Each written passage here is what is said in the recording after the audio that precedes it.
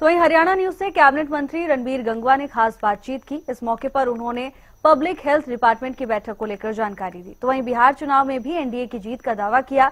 इसके साथ ही कांग्रेस पर भी जमकर निशाना साधा। आज मीटिंग की है, क्या कुछ मीटिंग का उद्देश्य रहा और क्या कुछ कहेंगे?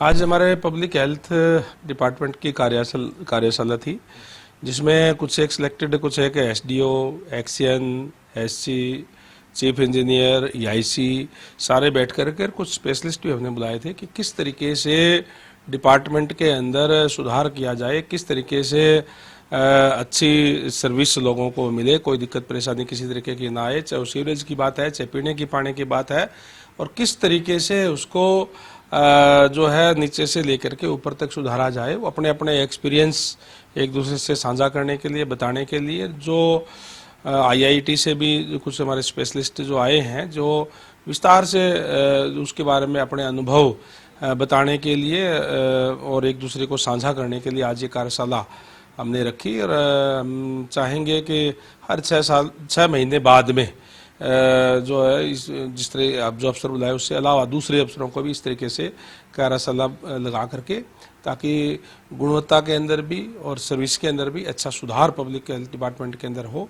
इसलिए यह कार्यशाला 2 दिवसीय कार्यशाला का आयोजन 23 और 24 का ये हमने पंचकुला के अंदर जो रखा है। बिहार चुनाव की बात कर लेते हैं। तमाम कैबिनेट मंत्री वहां पर पहुंच रहे हैं। हरियाणा से मुख्यमंत्री नायब सिंह सैनी भी दौरे पर रहे थे, वहां पर चुनाव प्रचार प्रसार के अंदर शिरकत की थी मुख्यमंत्री ने भी। आपका क्या दौरा रहने वाला है बिहार को लेकर? देखिए, पार्टी जहाँ भी ड्यूटी लगाती है हम जाते हैं।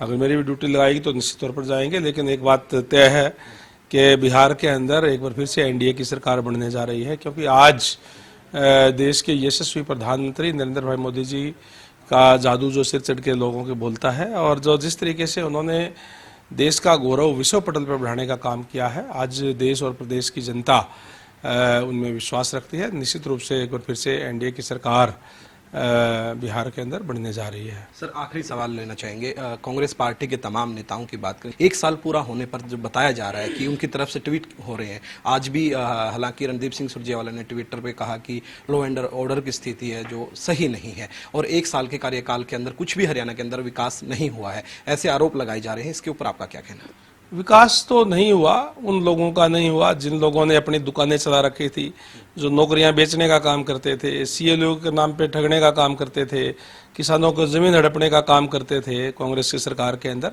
उनका विकास नहीं हुआ। प्रदेश का विकास बहुत हुआ है। 1 साल जो है बहुत ही उपलब्धि भरा साल रहा है, जिसके अंदर जो हमने वायदे लोगों से किए उनको पूरा करने का काम किया है। 46 वायदे अलग अलग सीएम साहब ने बताने का काम किया, हमने वो पूरा करने का काम किया है। हमने लाडो लक्ष्मी योजना शुरू करने का काम किया है। इन्होंने कहा था इंडी गठबंधन की सरकार पंजाब के अंदर भी है, उन्होंने दोबारा चुनाव आने को हो गया, उन्होंने कहा था पेंशन देंगे, अब तक नहीं दी। इन्होंने चुनाव के अंदर हिमाचल के अंदर भी कहा था, लेकिन 1 रुपया भी अब तक जो है उनको नहीं दिया।